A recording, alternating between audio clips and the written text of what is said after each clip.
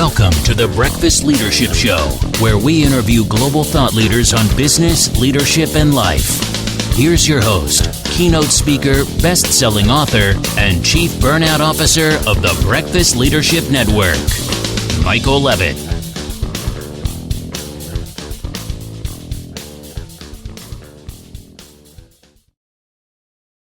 Welcome back. I've got Pace Ellsworth on the line. Pace, how are you? Great. Doing great. Thanks, Michael. I'm really looking forward to this conversation because my audience is made up of entrepreneurs all across the globe, mostly from North America, but I've got listeners in the Ukraine, India, you name it. I'm surprised. I'm thinking, why are they listening to me? But I appreciate everyone that listens. But the reason why I have you on the show today is you do some amazing work in the software space. So why don't you share a little bit about you and your company? Great. Yeah. We started Nuclius early last year. So that's, beginning of 2020, right on the verge of the pandemic. Fortunately, we built our company from the start, just coincidentally as a remote first company. So we have 20 people right now, and they're all over the country and all over the world for our outside contractors. And it's pretty fantastic to just, we work in all sorts of industries. It's coalesced. Most of our projects have been around home services like landscaping or some construction, side, just admin tools for those types of companies. But we've also done a lot of more market-centric and consumer finance plays, especially with companies like IMAX and Best Buy. And so we've had some good success there.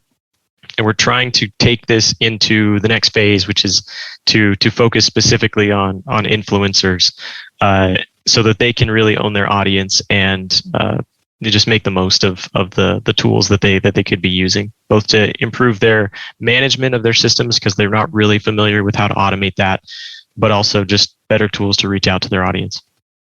And that's important because, as we were talking about in the pre-show, the way that entrepreneurs and small businesses used to reach their customers has changed a bit. You can still have books and other products, but and podcasts. Podcasts. Sure. But that attention span is changing.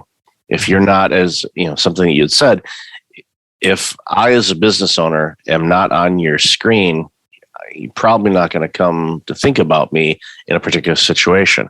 So utilizing technology, utilizing software, utilizing apps, I think makes a big difference for small businesses, if they're not already doing it, to really start thinking about rolling those things out. So what are some common questions you get from entrepreneurs that are thinking about, rolling out an app or doing something outside of their normal box, I should say? Yeah, well, the one question I get a lot is like, what app do you have? They're thinking that I have like a specific system that I want to sell them. And to some degree, we want to get there. We want to have softwares as services and release those and manage those internally and have some very useful tools for businesses. And we are working on a few things like that. But we mainly focus on custom development. So we want to know what your problems are. We want to know where you see yourself plateauing or reaching this profit ceiling where you can't grow further because you're either spending too much money on manual things, either on personnel or on just old technology, or you're not reaching out to your audience the way that you need to, or the way that you could and make an interactive connection to where you're actually not talking with them on the sidewalk, but bringing them into your business, sitting down, having a conversation, a sales conversation. And so that's really what we focus on is kind of a boutique, bespoke conversation where we explore the needs, map out a plan for what to do. And then, we take a deposit at that point to go and do a deep exploration and then solve what are your budget needs? How can we make this work to save you money and grow your business? So this is something that pays for itself.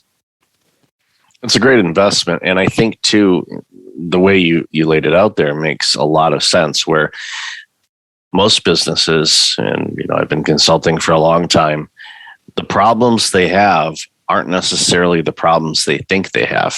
They think they have a certain problem, but once you start digging in and asking some more probing questions, it starts to flush out some other challenges that their businesses are having. And again, in this global world that we live in, and we've always lived on this planet, but as far as business and clients and customers and service and all of that, our reach is limitless as far as the planet is concerned. And who knows, maybe in 100 years or so we'll be doing businesses with different planets instead of just Earth. But ultimately you have to figure out, okay, where are my customers? What do they need from me? What pain point can I solve for that customer?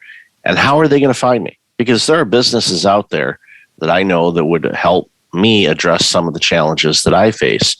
Now, I know how to find some of those things. I'll do research and whatnot. But you know what? Sometimes even then, you may not find that customer. So utilizing software and having an app and other things, I think, makes a big difference as far as differentiating your business from all the others that are doing similar work. Yeah, it definitely can. Like one example we have is we took this cabinet installation company that's operated by an old friend or an investor in a previous company we had, and they were doing everything by hand and by text. So they have their contractors working on piece rate, so they would get paid for each unit that they would install the kitchen cabinets.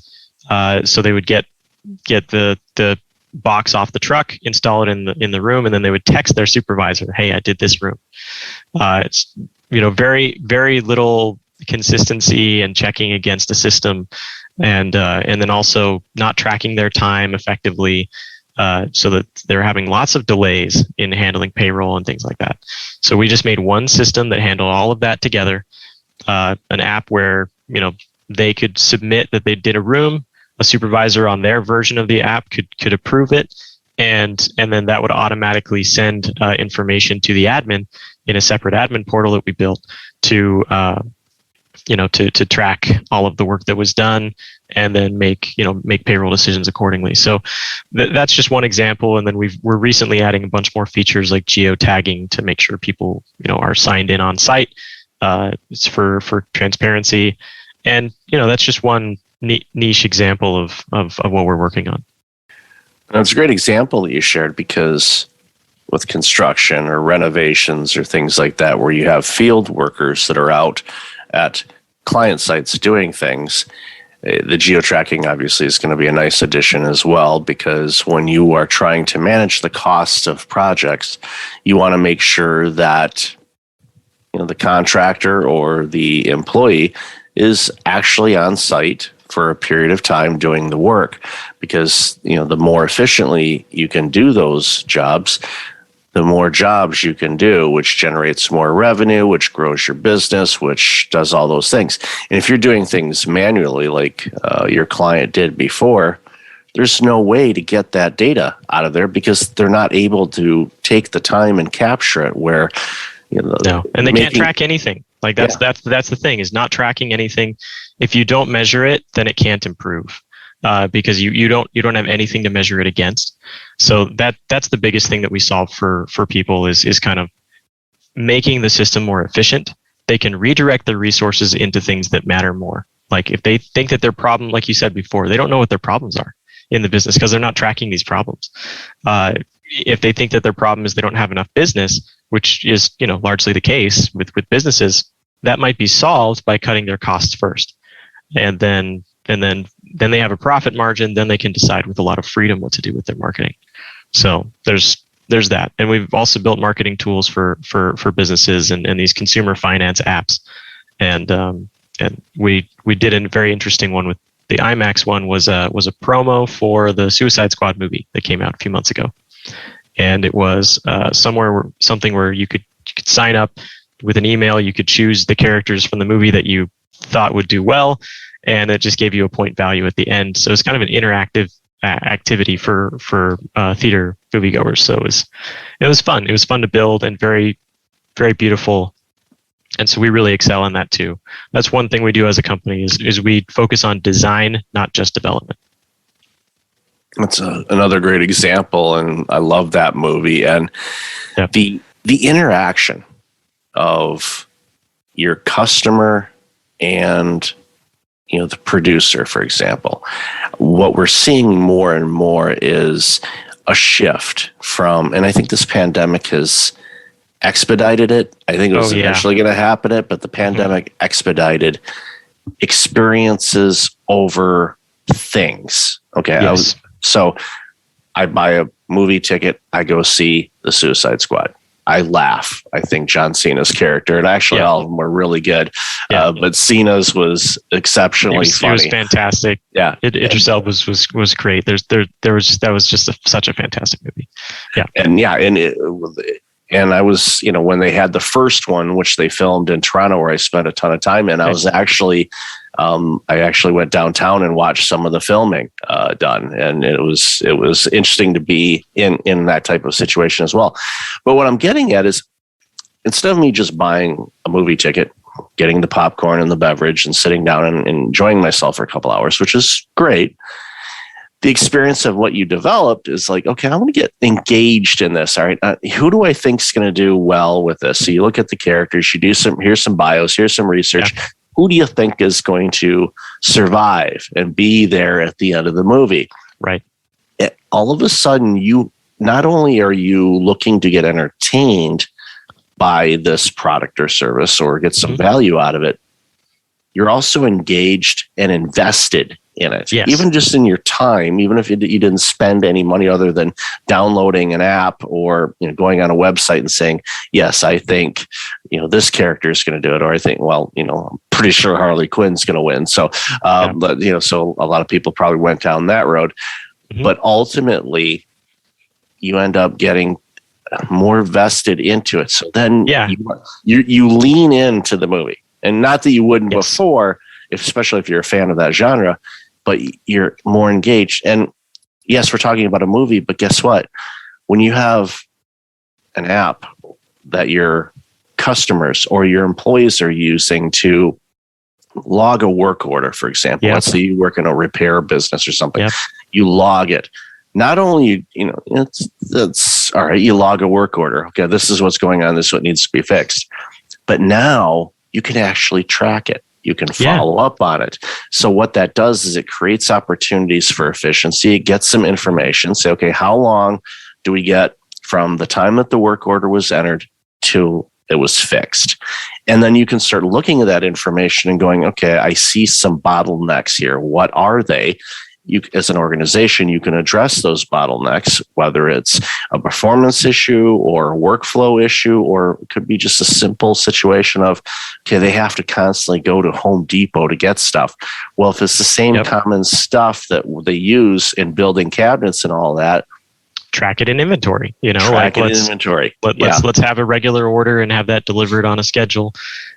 I think one thing we're doing with another larger software for just that business work order tracking stuff is they're tying it to the invoice.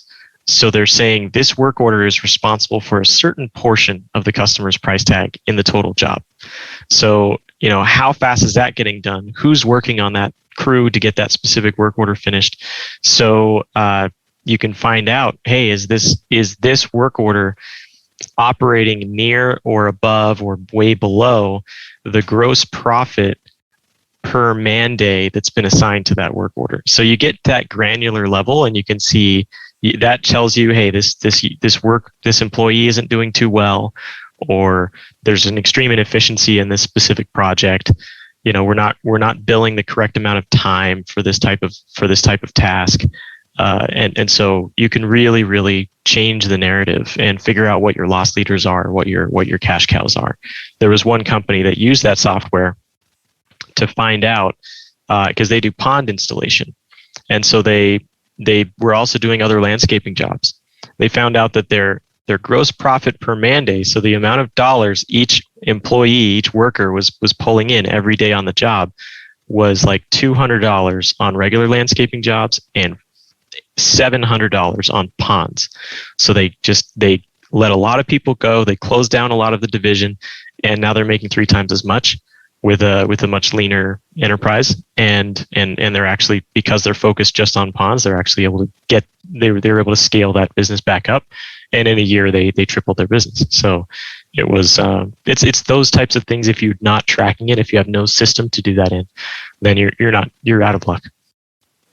Yeah, everybody focuses, and I see this with entrepreneurs all the time. Like, I got to generate more revenue. Now, my original career was public accounting. So yes, we have the revenue, but most of the details down in the expenses. If you can find efficiencies in expenses, yep, you found revenue. Yeah, and you probably went into these budgets and see, wow, you're using the same system, say 5 different competitors in the same exact solution. Why don't you just use one of them and roll that out across the organization? Yep. Yeah.